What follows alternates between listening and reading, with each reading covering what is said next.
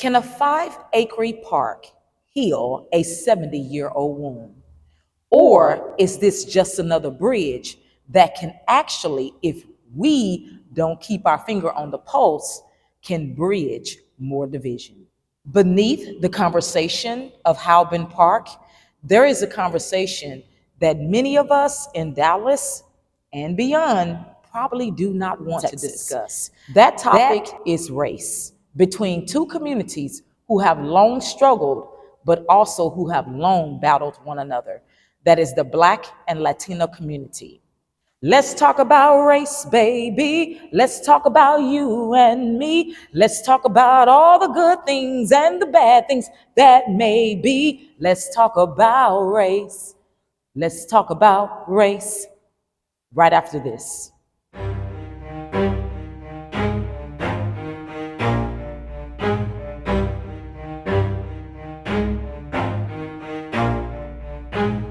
So, as you know, this is a topic that many of us have a hard time discussing. Why is that? This topic is hard to discuss because people hate to admit the truth, right?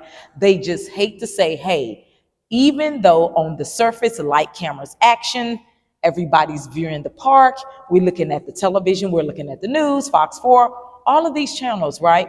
It looks like, yeah, everybody's getting along, right? And it looks like this is going to be a great project that's going to benefit us all, right?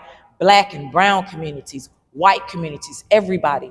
After all, this bridge years ago divided two communities. One community was known as the elite white. The second community was known as the freedmen in Dallas, Texas, which were known as Black men and women. And so when I 35, which was known as L.R. Thornton, separated the two, there was, of course, some disparities that were happening. And we're going to tie all of that in, and then we're going to bring it up to par with Black and brown communities. And before we do, I would like to get into a fun fact just to get us started and just to get us warmed up.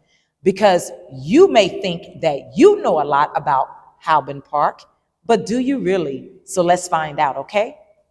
If Halpern Park consists of 5 acres, how many square feet do you think that Halpern Park consists of? I would like for you to put it in the comments below. Yes, put it in the comments below. And I'm going to give you a clue. A standard American football field is known, which includes both 10 yards and the zones, to consist of 1.32 acres, according to the NFL. And that is 57,600 square feet. Again, that is 57,600 square feet.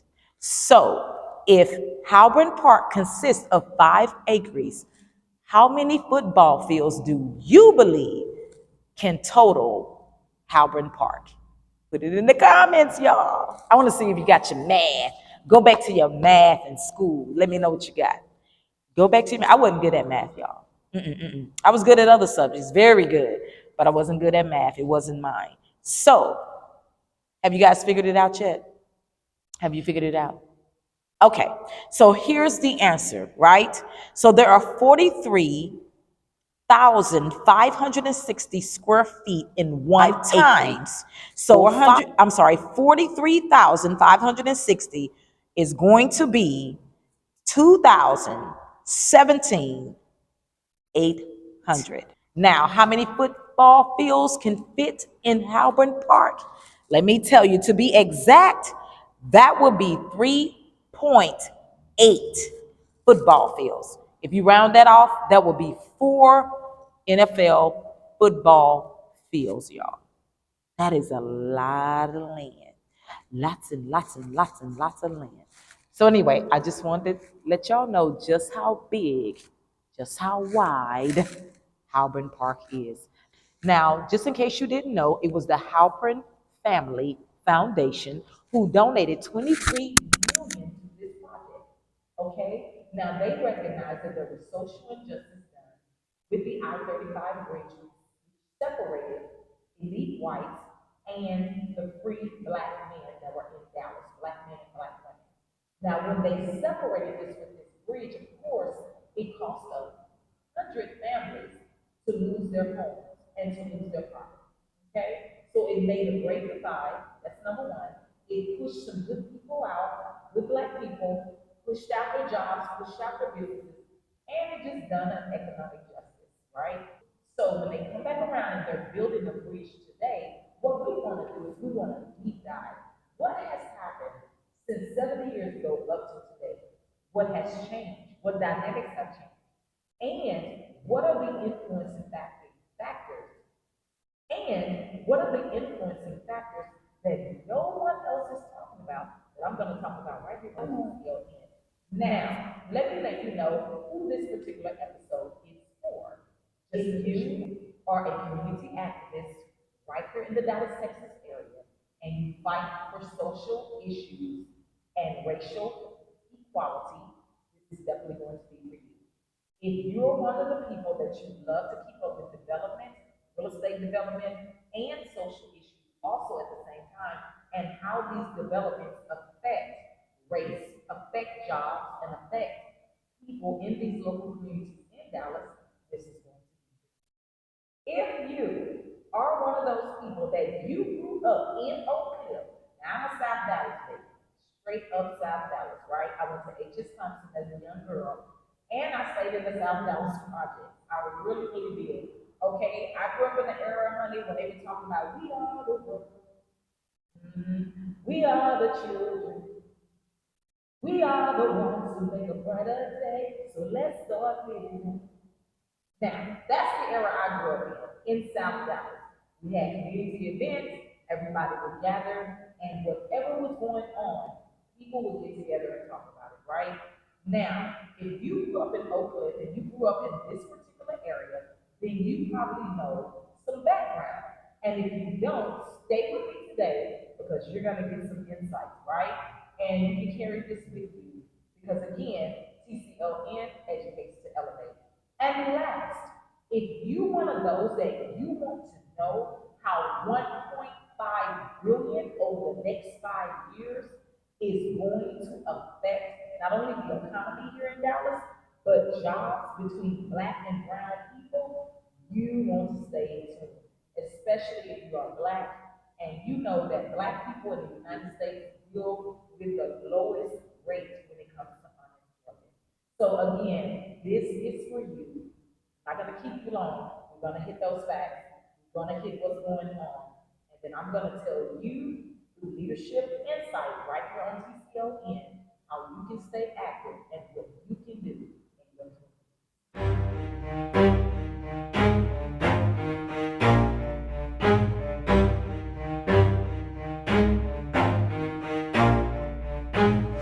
Now again, I want you to understand when I-35, the separation that was caused, when it first happened, it was between blacks and whites, right? So it was predominantly blacks and whites. And the social injustice that was happening, it was happening between those two races. Again, time has passed. So now what we want to look at, we want to look at how systems, economics, identity, and displacement create tension between communities that often suffer under the same power structure, right? Because a lot of times what happens is that people want to heal the gap, right? But it's just more than looking at black and white. It's more than looking at what's happened 70 years ago. You have to look at race if you want to study race in its current vein, but you have to also look at things that are outside of race that can cause inequalities when it comes to such a project like this being built. Now, first of all, let me stop and say this. What was done is good. Very, very good. I'm not disputing the project. I'm not disputing the ideas. That's not what I'm doing here.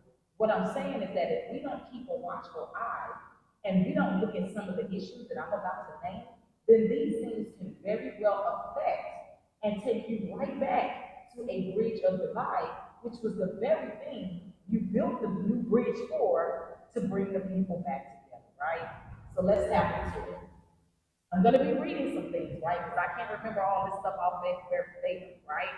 So I'm learning just like you learning, but I promise you I've done some good research from some reputable sources. Okay, so Halperin Park sits inside a changing Dallas. Know that Dallas is changing. It is fast, it is moving forward, it is doing all of these great things. But at the same time, there are things that are happening in Dallas that is separating, making a great divide. So while development is happening, buildings are being built up, certain neighborhoods are being lifted up, there are other people that are not being able to partake of that and they're being left behind. This is not just happening in Dallas, it's also happening in other cities across America. They usually call this gentrification, but I'm going to talk about it from Dallas today because this is about Dallas. This is about Halperin Park. Now, if you're watching from anywhere, any state in the United States or anywhere, you are more than welcome. So don't feel that this is not for you just because you're not in Dallas. And plus, you never know what you learn that you can take back and you can help lead your community. What was once a historically black area and white area now has a demographic change, right? We're going to talk about that. That demographic change is majority Latino now, right? So once there was the Freeman blacks and then there was the elite whites. That's what the bridge divided. That's where the economic injustice came from, right? Now, times have shifted. Demographics have shifted. It is predominantly 70 to 80% Latino, Mexican origin, and Latino. So only about 7 to 14% what you call black there. And then there is a growing demographic of again, whites. Whites are growing about 24%. So again, what was once white and black and a great divide has now shifted. It's predominantly Latina and then some whites up and coming into this new project, coming into the new area, and then the large percentage is going to be your black people, right? There's a reason I'm talking about this. Stay with me because this is going to tie in a little bit later to who's going to be able to get jobs, right? Who's going to be able to get jobs in this area? You want to know that, right? Because again, why build a bridge to bring people together and to squash the economic beef when, if you're not careful, you're not looking at these things, looking at the insights, you can end up causing more economic beef, right? That's not what we want that project to do. We wanted to do what you said you wanted to do, which was bring a bridge of hope and bring people back together. Both communities, both black and brown, have historically faced segregation, underinvestment, poor infrastructure, and limited economic opportunity in Dallas. Yet, instead of uniting around those shared struggles now, many residents feel caught up in competition. Y'all know this, hard for people to talk about, but it's the truth. Competition over jobs, political representation, just saw that with Jasmine Crockett, right? Housing, and cultural influence. Now, this is the gravy that people have a hard time talking about. So when black and brown communities get together, they love to talk about European white men. They love to talk about, and this is just facts, they love to talk about the injustices of white supremacy and the white supremacy system. They love to talk about, past injustices. But when you try to bring black people and you try to bring Latinas and the brown community up to par and get them to face what is actually happening today. You understand what I'm saying? What are the battles today? There's a saying, right? How do you fight a brand new war with old technology? Do you understand that? If technology has grown and you're trying to use sticks and stones to fight somebody with guns, it's just not going to work, right? So, how do we make sure that there's equality between blacks and brown communities and white people equally? You understand what I'm saying?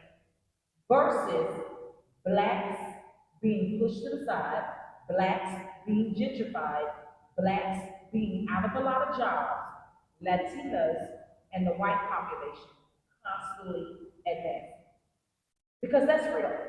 It's a real topic that people don't want to talk about. Just recently, 300,000 Black women were pushed out of jobs and education in America. They were also pushed out of government jobs. Do you understand that? So this is real talk, not just for Dallas, but across the nation in general.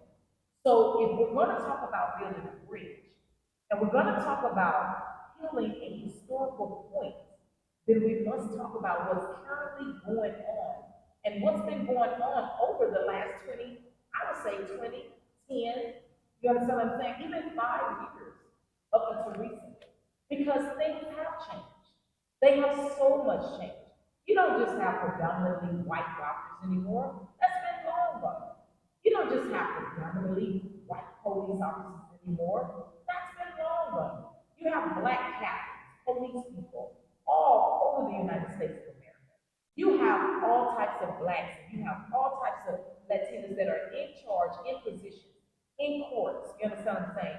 In the system, in medical care, in everything. So let's talk about it, y'all. We can't hide from it. If we try to hide from it, if we try to act like it don't exist, then number one, we lie. And what happens when you keep sweeping things under the rug? Eventually there will be explosion. Why? Because people are not doing it.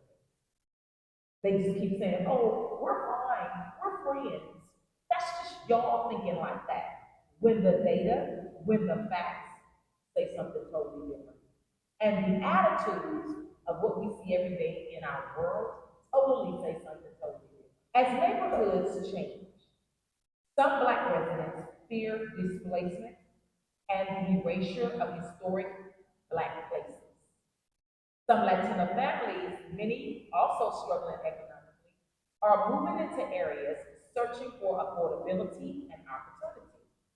This creates emotional friction because one group often feels they are losing ground while another feels they are simply trying to survive and advance. I think both feel they're trying to survive and advance, right?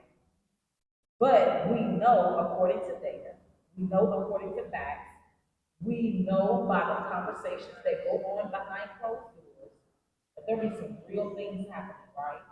There be some words, curse words, racial words thrown. There be some stuff said. There be some friction. And guess what? It has nothing to do with white people. We gotta face it.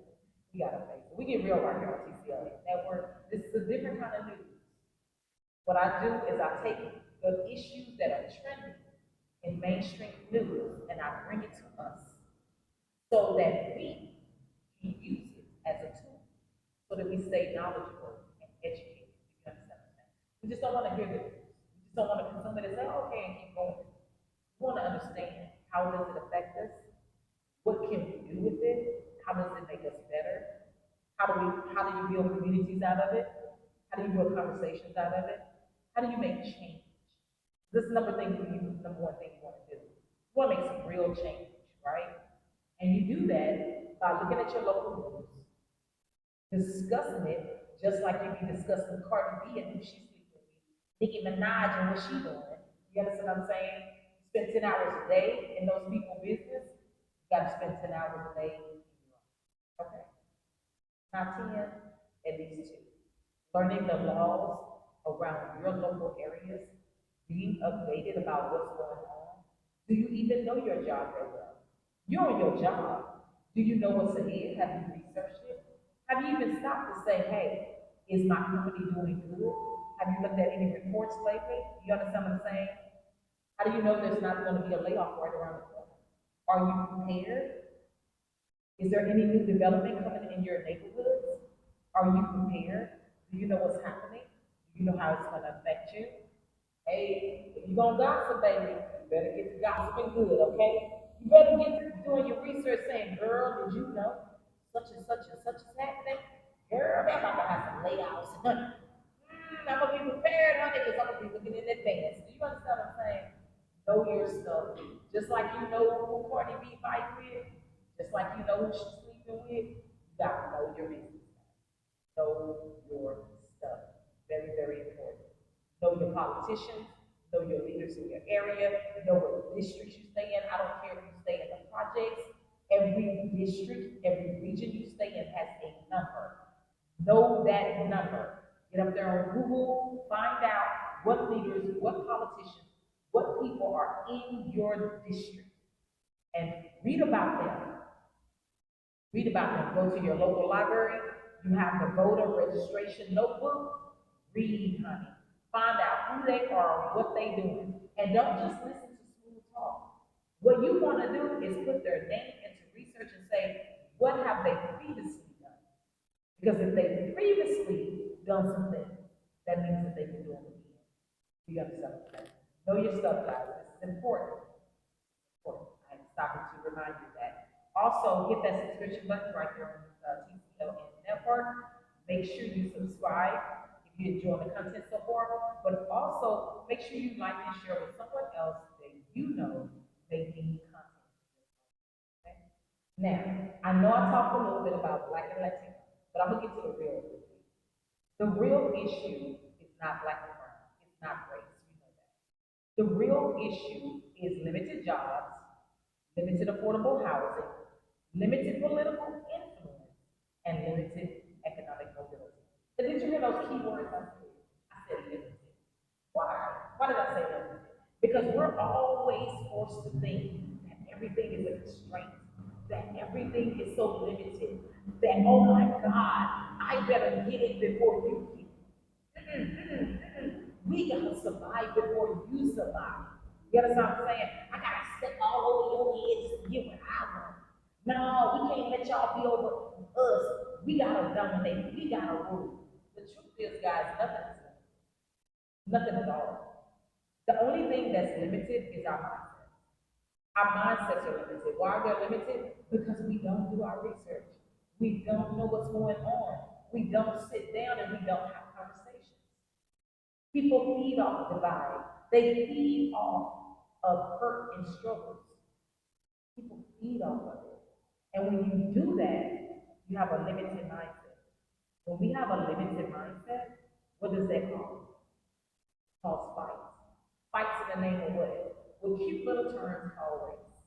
With cute little terms called, oh, we're just smarter, we're faster, we're brighter. It's not true. Oh, they're lazy, we're hard workers. Or, oh, they don't know this and they don't know that, and we do. See what I'm saying? And we know through facts that no matter what race you are, you got smart people, you got bright people, you got talented people, you got gifted people, and we also know in with all those races, you have very unknowledgeable people. And what do I mean by that? People that's just not up to par about what's going on, not necessarily in the world. You understand what I'm saying? That's a lot of information. But they don't even know what's going on in their backyard, in the neck of the woods. Let me show you what I mean when I say that. I'm gonna do a short break. I'm gonna test your knowledge, right? How many of you guys are from Oakland? Raise your hand in the comment section, just put a one. How many of you from Oakland? How many of you know about the Halperin Project? Put a two if you know about the Halperin Project. If you from Oakland, put a one. If you know about the Halperin Project, put a number two. Put a number two. I'm doing this for a reason because I'm just going to show you something. I'm doing this for a reason, right? I'm doing this for a reason. Y'all ready? Okay, let me test your knowledge.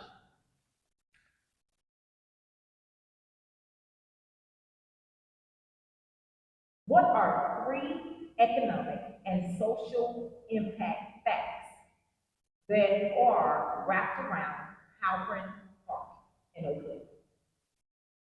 Can you tell me? I'm gonna give you a minute. Put it in the comments. I need you to put it in the comments below. Because I'm gonna show you why I'm doing it. And then I'm gonna show you why I created TCLN. You understand what I'm saying? A new type of news. When I say news, the news is not news, baby. News, gossip, commentary, everybody always commenting. No, everybody got comment on it. It's called commentary. It's just commentary in the news section is professional commentary. They have to stick to facts while giving their opinion. You understand what I'm saying? But everybody got some comments, honey.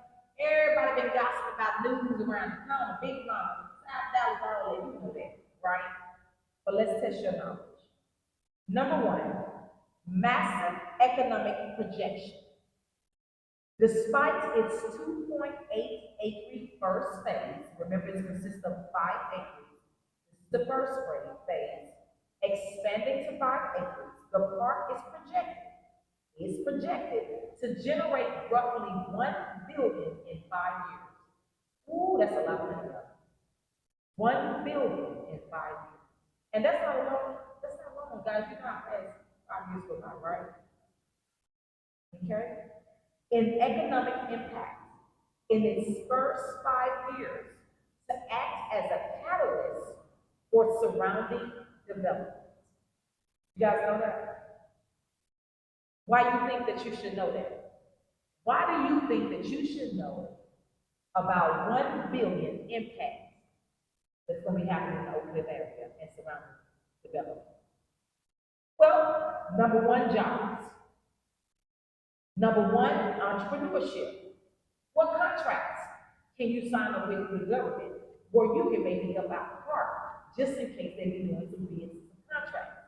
See, when you're not in the know and you got a business and you're an entrepreneur and you're not in the know, because you over there worried about the Cardi B sleep with such and such, who Nicki Minaj fight with now?